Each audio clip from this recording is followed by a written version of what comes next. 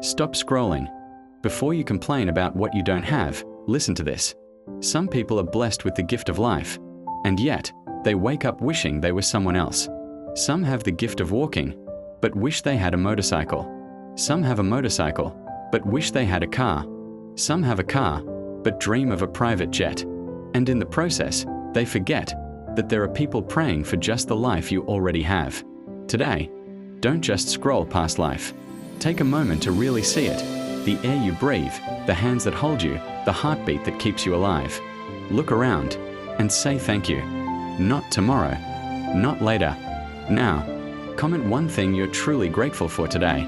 Share this video with someone who needs to be reminded of their blessings. And hit subscribe to keep learning how to live a life full of gratitude. Because life is temporary, but gratitude lasts forever.